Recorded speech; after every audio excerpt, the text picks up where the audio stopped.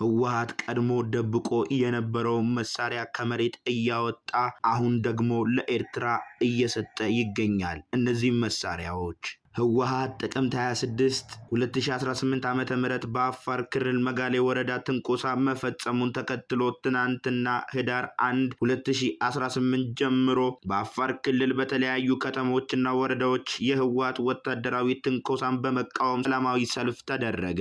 ከሰሞኑን በምጽዋ ኤርፖርት በተደጋጋሚ የጦር አውሮፕላኖች እያረፉ ይገኛሉ። ምንድናቸው? የሱዳን አውሮፕላኖች በኤርትራ ላይ ለምን አንዣበቡ? እሱን በኋላ እንመለከታለን። ሌላው እንደሚታወቀው ትራምፕ ከመጡ በኋላ ከውጪ በሚገቡ እቃዎች ላይ ትልቅ የሆነ ግብር በመጨመር አሁን ደግሞ ለሀገር ዜጎቻቸው $2000 በወር ለመክፈል ይፋ አደረጉ።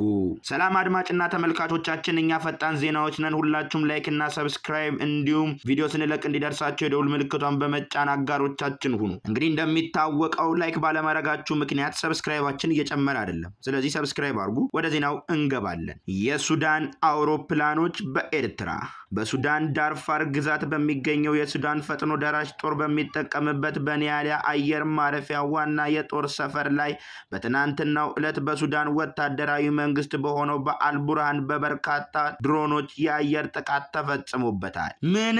አዎ ተፈጽሞበታል። በጥቃቱም ስለደረሰው የጉዳት መጠን እስካሁን የወጣ መረጃ የለም። ዘገባዎች እንደሚያሳዩት ጥቃቱ የተፈጸመበት ወታደራዊ የጭነት አውሮፕላን ወደ አየር ማረፊያው ከደረሰ ከጥቂት ጊዜ በኋላ ነው። ጥቃቱ ከተፈጸመ ከጥቂት ሰዓታት በኋላ የቱርክ፣ የኳታር፣ የግብጽ፣ የኢራን፣ የሩሲያ ወታደራዊ አውሮፕላኖች የሱዳን ወታደራዊ ጣቢያ ሆኖ በሚያገለግለው ፖርት ሱዳን አየር ማረፊያ አርፈዋል። በተጨማሪም የሱዳን ወታደራዊ አውሮፕላኖች ወደ ፖርት ሱዳን ከማመላለሳቸው በፊት በኤርትራ አየር ማረፊያ አርፈው እንደነበረ ያገኘነው መረጃ ያመለክታል። በሱዳን ፈጥኖ ደራሽ ጦር የተያዙትን አካባቢዎች መልሶ ለማግኘት ያለመ አዲስ ጥቃት ጀምሯል። ከትናንት በስቲያ የሱዳን ፈጥኖ ደራሽ ኃይል ዋና አዛዥ ጀነራል መሐመድ ሐምዳን ደጋሎ ድሮኖቻችን ኤርትራና ግብጽን ለማጥቃት ዝግጁ ናቸው ማለታቸውን ተከትሎ ግብጽ ለተባበሩት አረብ ኤምሬት ደብዳቤ መጻፏ ይታወሳል።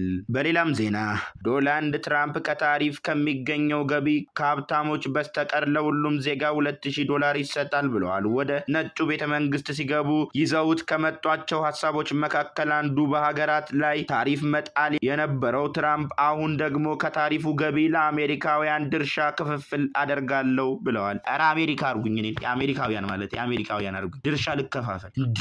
አረ የኛ መንግስት ማስበን በልጽገናል ተደለ እንዴ? አንተ ዝም በል ወደ ዜናው ተመለስ። ወደ ዜና ስመለስ ትራምፕ ከፍተኛ ገቢ ከሚያገኙ አሜሪካውያን በስተቀር ሁሉም ዜጋ $2000 እንደሚሰጠው ተናግረዋል። ትራምፕ ከታሪፍ በተቃራኒ የሚቆሙ ሰዎች ሞኝ ናቸው። አሁን ላይ በጣም ሀብታምና የምንከብር የዓለማችን ሀገር ነን። የኑሮ ውድነት የለም። የአክሲዮን ገበያ ሪከርድ ላይ ነው በማለት ለሁሉም ከከፍተኛ ገቢ ከሚያገኙት ውጪ $2000 ይከፈላል ብለዋል። የገንዘብ ሚኒስትር ስኮት ቤሰንት ስለ ክፍያው ከትራምፕ ጋር አልተነጋገርኩም ያሉ ሲሆን ክፍያው በቀጥታ ከመሰጠት ውጪ ታክስና ብድር እንደመቀነስ ባሉ አማራጮች ሊሰጥ ግን ይችላል ሲሉ ተነግሯል። ትራምፕ ሁሉም ሀገር ላይ ማለት በሚቻል ደረጃ ታሪፍ የጣሉ ሲሆን ይህም ታሪፍ ከፍተኛ ገቢ በማምጣት አሜሪካን ባለጸጋዋ ሀገር እንዳደረጋት ተናግረዋል። ጉድ እኮ ነው። ህወሓት ጥቅምት 26 2018 ዓመተ ምህረት በአፋር ክልል መጋሌ ወረዳ ትንኮሳ መፈጸሙን ተከትሎ ትናንት ህዳር 1 2018 ዓመተ ምህረት ጀምሮ በአፋር ክልል በተለያዩ ከተሞችና ወረዳዎች የህወሓት ወታደራዊ ትንኮሳን በመቃወም ሰላማዊ ሰልፍ እያደረጉ ይገኛሉ። ትናንት በመጋሌ ወረዳ የተቃውሞ ሰልፍ የተካሄደ ሲሆን ዛሬ ህዳር 2 2018 ዓመተ ምህረት በፋንቲ ራሱ ቴሩ ወደ የተቃውሞ ሰልፍ እየተካሄደ ሲሆን የኤርትራ ተላላኪ የሆነው የህወሓት ቡድን ተልኮ እናፈርሳለን ሲሉ ተናግረዋል።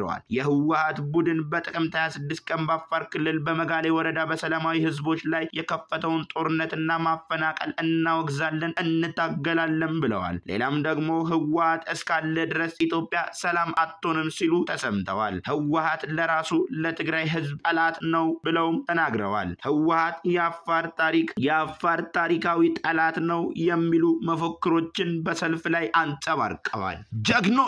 ጀግኖች ላይክ አታረግም? እስካሁን ላይክ አላረክም? ሰብስክራይብ አልከ የደውሉ ምልክቷን ተጫን። በሌላ ዜና ከሰሞኑን በምጽዋ ኤርፖርት በተደጋጋሚ የጦር አውሮፕላኖች እያረፉ ይገኛሉ።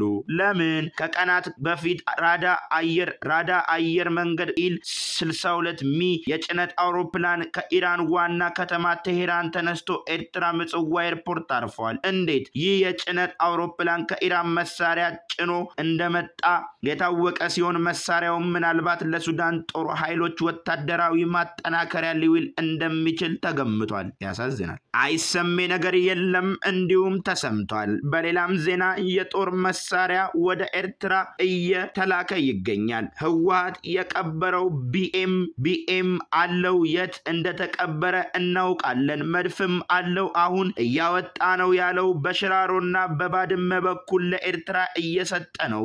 የህወሓት የተወለደው ደደቢት ነው፣ የሚቀበረው ግን አፋር ነው። ህወሓት ሙሉ መሳሪያ አላስረከበም። ለዚህም ደግሞ የአፍሪካ ህብረት ጨምሮ ፈራሚዎች ተጠያቂ ናቸው። አምባሳደር ሙኡዝ ገብረ ህይወት ለመናኸሪያ ሬዲዮ ከተናገሩት የተወሰደ። እስካሁን ድረስ አብራችሁን ስለሆናችሁ እናመሰግናለን። ቪዲዮአችንን ላይክ እንዲሁም ከተመቻችሁ ሰብስክራይብ በማድረግ እንዲህ አይነት ትኩስ ዜናዎች ሲለቀቁ ደግሞ እንዲደርሳችሁ የደውል ምልክቷን በመጫን አጋሮቻችሁ የሆኑ መልካሙን ሁሉ እየተመኘንላችሁ ቸር ሁሉ እንዲገጥማችሁ እያሰብን እስከ ነገ መልካም ነገ ብለናል። ሸራውት